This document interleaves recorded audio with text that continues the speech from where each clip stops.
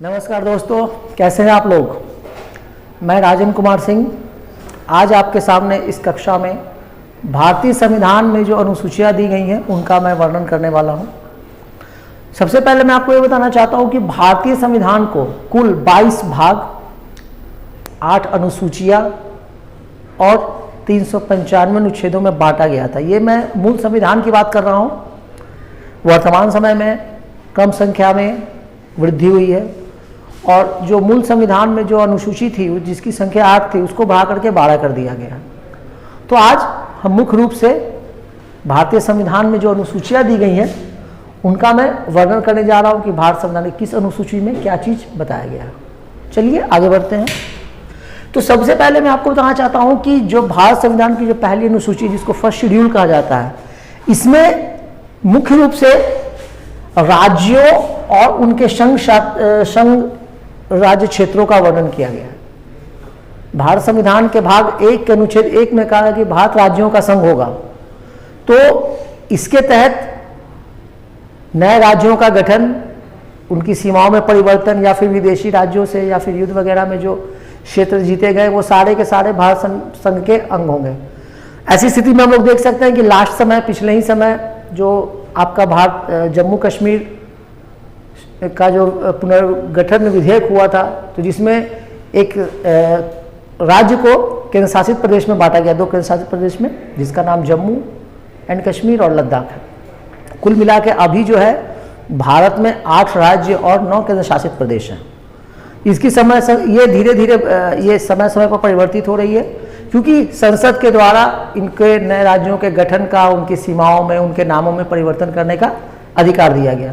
इसी के तहत रिसेंटली हाल ही में जम्मू एंड कश्मीर विधेयक ये किया गया था, पारित किया गया था, जिसके कारण जो एक राज्य था जम्मू एंड कश्मीर वो अब 2 केंद्र शासित प्रदेश जम्मू एंड कश्मीर और लद्दाख में बाइफरकेट हो गया, बट गया।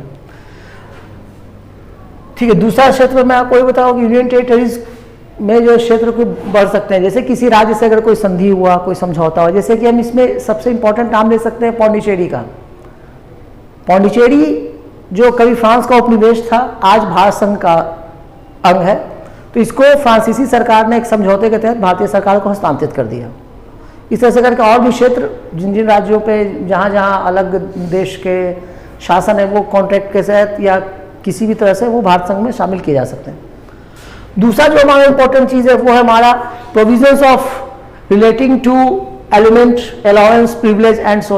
और देखिए इसमें जो है भारत संविधान की दूसरी अनुसूची 2nd शेड्यूल में मुख्य रूप से जो भारत संघ के जो प्रमुख पदाधिकारी है, संघ के जो प्रमुख पदाधिकारी जिनमें हम लोग the president of India, the vice president of India, उसके बाद लोकसभा स्पीकर है ना, या अभी जो कॉन्स्टिट्यूशनली हेड है जैसे कि यूपीएससी चेयरमैन, इलेक्शन कमीशन के हेड जो होते हैं, चीफ इलेक्शन कमीशन, उसके अलावा आपका जो है CAG, controller and auditor general, तो उनके बारे में जो है आपको ये विशेष प्रावधान दिया गया है कि उनके वेतन और भत्ते यानी कि सैलरी एंड अलाउंस वो इसी में है।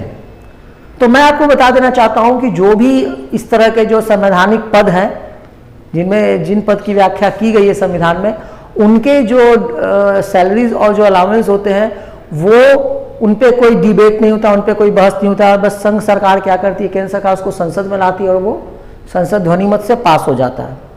यानी कि ये सिर्फ और सिर्फ इन वरीय पदाधिकारियों के लिए है जिनमें राज्य का एकमात्र जो गवर्नर होता है उसको शामिल किया गया है। तो इसकी जो सैलरी या जो अलाउंस है ये बढ़ाने की जिम्मेदारी संसद को है। तो हमारे दूसरे अनुसूची में है। उसी तरह लोकसभा के अध्यक्ष और उपाध्यक्ष इनकी भी सैलरी यही लोग बढ़ाते हैं। 3rd शेड्यूल में हम लोग आते हैं कि oath and promises of all authority except president and vice president.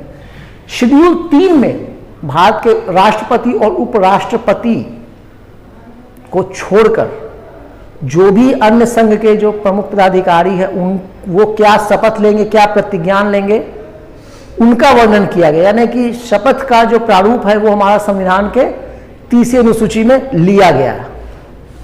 चलिए चौथा की हम बात करते हैं। तो चौथे शेड्यूल में Rajya Sabha MP counts of states and union territories.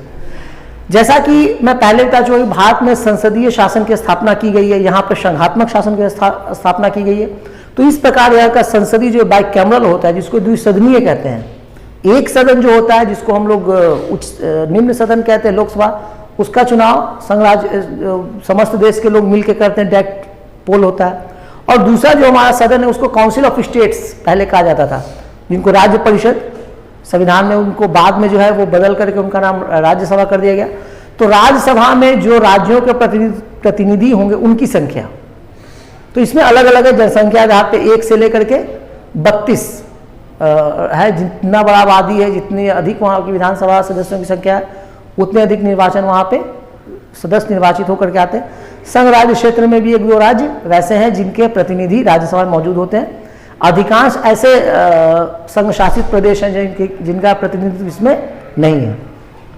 चलिए 5वां में हम लोग आते हैं कि जो हमारे यहाँ शेड्यूल एरियाज, जो पिछड़े क्षेत्र हैं, जो पिछड़ी जातियां हैं, मुख्य रूप से जनजाति, इसके बारे में संविधान में मुख्य रूप से प्रावधान किया गया है कि आपका जो है वो कौन कौन सा जो क्षेत्र होगा जिसपे कि संघ सरकार कानून बना सकती है, उसका विशेष रूप से शासन के लिए व्यवस्था कर सकती है। ये हमारे 5वीं अनुसूची में है। 6ठी अनुसूची में जो है वो मुख्य रूप से आपको दिया गया है Assam, Meghalaya, Tripura and Mizoram tribal areas, यानी कि ये जो क्षेत्र है आपके असम, मेघालय, त्रिपुरा एंड मिजोरम ट्राइबल्स, ये मुख्य रूप से काफी पिछड़े क्षेत्र माने जाते हैं, जनजाति बहुल माने जाते हैं। मुख्य रूप से इसको हम लोग जनजातीय क्षेत्र कह सकते हैं। इसके बारे में कानून बनाने का, इसके बारे में प्रशासन करने का मुख्य अधिकार जो है वो सरकार को दिया गया है। ये आपके जो है वो संघ सरकार को भी प्राप्त है, और जो राज्य सरकार में, यानी कि संघ सरकार में राष्ट्रपति इसके लिए विशेष व्यवस्था कर सकता है, और राज्य सरकार में आपका गवर्नर इसके लिए कर सकता है। आपने एक पढ़ा होगा गोरखालैंड वगैरह बना हुआ है, या यहाँ बोडोलैंड बना है, या फिर यहाँ पे बिहार में भी झारखंड विभाजन के पहले जैक बना हुआ था, झारखंड एडमिनिस्ट्रेटिव काउंसिल, यानी कि झारखंड स्वायत्तशासी परिषद। तो इस अधिकार के तहत ही यहाँ के राज्यपाल ने उस समय ये किया था। तो उसका ये होता है कि जो मुख्य वो जो क्षेत्र है उसका संचालन जो है एक स्थानीय कमेटी करती है, और उसके सदस्य उसके चुने जाते हैं। हालांकि वो मुख्य रूप से वो फिर राज्य सरकार के प्रति उत्तरदायी होती है, लेकिन जो लोकल्स जो उसके प्रॉब्लम्स होते हैं, जो उसके समस्याएं होती है, उसके सॉल्यूशन के लिए वो खुद जिम्मेदार होती है, खुद शासन बनाती है। जैसे कि हमारे यहाँ नगरों में नगर निकाय और ग्रामों में ग्राम पंचायत। तो आज मित्रों मैं आपको बस 6 शेड्यूल तक ही बताऊंगा, बाकी के 6 शेड्यूल की चर्चा मैं अगले क्लास में करूंगा। तो आई होप कि ये जानकारी जो मैं आपको छोटे छोटे भागों में दे रहा हूँ, आप इससे पूर्ण रूप से लाभान्वित होते होंगे।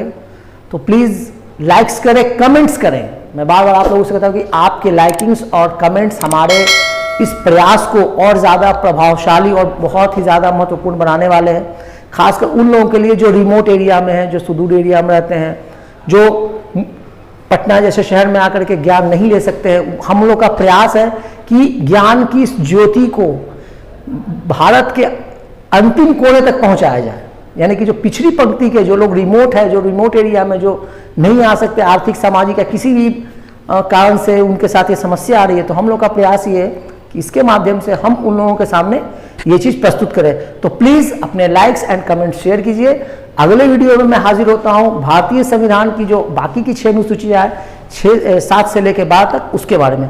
तब तक के लिए धन्यवाद।